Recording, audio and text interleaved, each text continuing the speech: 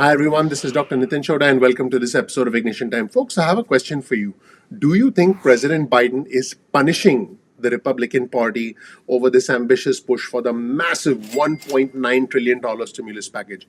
Now, why do I use a strong word like punishment? The reason I use this word is because there have been bad experiences by the Democrats in the past when trying to pass stimulus during the 2008 2009 Great Recession. On your screen, you'll see an article that was published by Politico, and the headline of the article reads Inside Biden World's Plan to Punish the Republican Party for Opposing Stimulus Relief. So, folks, what happened during the Obama years was that the Democrats essentially cut back on stimulus relief to try and get Republicans on board. And they have been scarred from that experience. In fact, Democrats are already planning ahead. According to this new reporting from Politico, there are already midterm ads from the Democrats positioning Republicans as people who want to give massive tax cuts, massive tax breaks to the rich while leaving out those who are poor and middle class. In other words, this is a political strategy that is emerging. You have heard me talk about this before. Politics is all about timing and opportunity. The Democrats see this timing as a right time to do something that is extremely popular, and then towards the end of the year, go forward with the infrastructure plan, which is a Build Back Better agenda. Think of that as part two of the American Rescue Plan. They want to then focus on building roads, building bridges, and they want a strong early start to the Biden presidency. And then that puts them in a better position to retain control of the House and to retain control of the Senate going forward. And folks, here's something interesting. The Democrats feel that this massive stimulus package will not be a liability, but in the words of Politico, there is confidence that the COVID-19 relief package will ultimately emerge not as a liability for Democrats, but as an election year battering ram. In other words, they'll use this and say, we did it, we did it, we did this for the people, we did this for the people. Go ahead and vote for us. Otherwise, you see the Republicans give more tax breaks to the rich and leave out the poor and middle class, which is what they have been consistently doing. This is going to be the strategy from the Democrats. Folks, according to Senator Bob Casey, who's a Democrat from Pennsylvania, this is one of those rare instances, maybe not exceedingly rare, but it doesn't happen often, where the best policy perfectly aligns with politics. If I'm a candidate in 2022 running for the House or the Senate, I think I'd want to be able to say that we had a robust stimulus package. We raised the minimum wage, which, by the way, you've heard me talk about this in other videos. I don't think that's going to happen with this bill because of the political reality of the situation. We made progress on healthcare. We've started to make progress on combating climate change and a whole range of issues candidates would want us to run on. And folks, here's something else that's significant. If the Democrats try to pass $1,400 stimulus checks and the Republicans vote against it, after having voted a couple of years ago, 3 years ago, for massive tax breaks for the rich, how's that going to look when it comes to the Senate re-elections, when it comes to re-elections in the House of Representatives?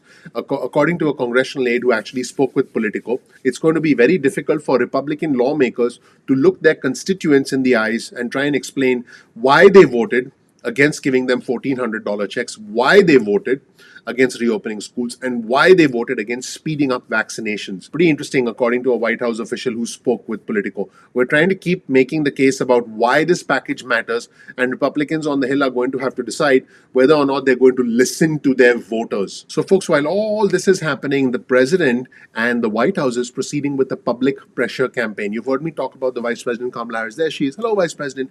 Appearing on regional television networks in West Virginia and Arizona, which, by the way, surprised Joe Manchin, the conservative Democrat from West Virginia.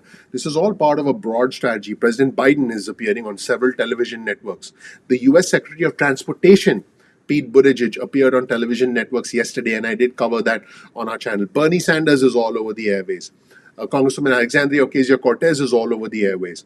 The White House Chief of Staff Ron Klain is appearing on different television networks, as well as the White House Economic Council Director, Brian Deese, not to mention Jared Bernstein, another member of the White House Economic Council, and on top of that, Jen Psaki, the White House press secretary, is giving daily press briefings talking about the importance of stimulus. So what the White House is doing is mounting a three-dimensional PR strategy, a pressure campaign, if you will, to essentially gather more public support for the stimulus and try and leave the Republicans out in the cold when it comes to not only their support for the stimulus, because, you don't see a lot of Republicans showing up on the airways other than Rick Scott, there he is from Florida, and Rand Paul, there he is from Kentucky, saying, oh, we need to be concerned about the debt. So from a PR standpoint, you can see that the Democrats are pursuing this strategy to try and gather as much public support as possible.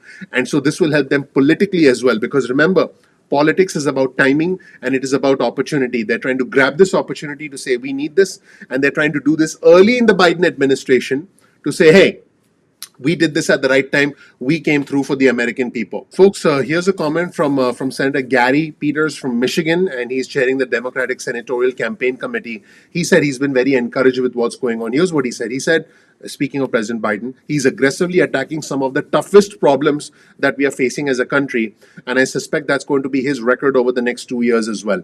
I'm confident that he will be a positive for all our candidates. And folks, on a final note, the Democrats have, like I mentioned at the start of the video, scarring from the past because the limited 2009 stimulus that they did impact the Democrats in the 2010 midterms, and also the massive tax cuts from former President Trump and the Republicans in 2017.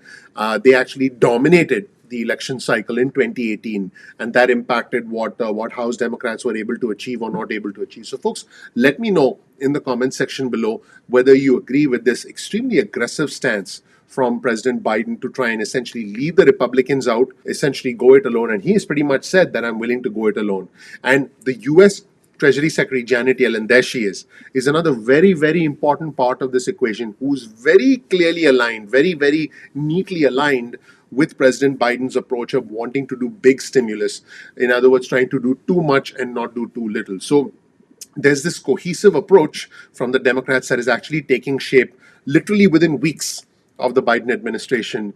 And I know that we all need help. Look, I know our fellow Americans need help now. We need quick cash now. We need money to pay the bills. We need to be able to pay rent. We need to be able to keep the lights on.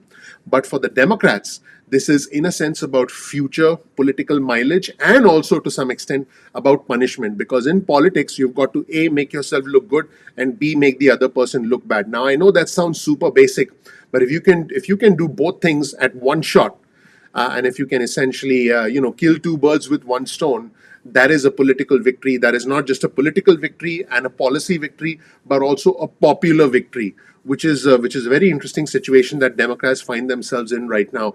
At the same time, the Republican Party is in a lot of turmoil about the future of former President Trump, about interesting characters, extremely interesting characters like Congresswoman Marjorie Taylor Greene from Georgia. There she is. Hello, Congresswoman.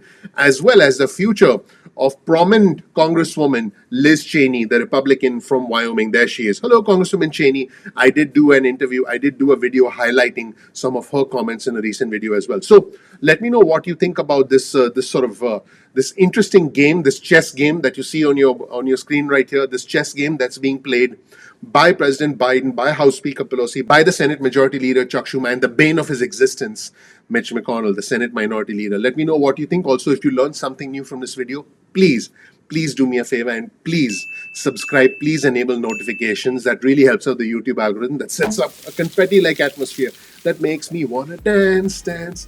I dance whenever I get a like, folks. Every time I get a like, I dance. And if I get, 1,000 likes, I'm going to dance. I'm going to dance for 1,000 minutes, which is, God, what is that, like 20 hours? Yeah, I'm sure that'll be good for me. But seriously, folks, please click like, please subscribe, please enable notifications. Thank you so much for watching.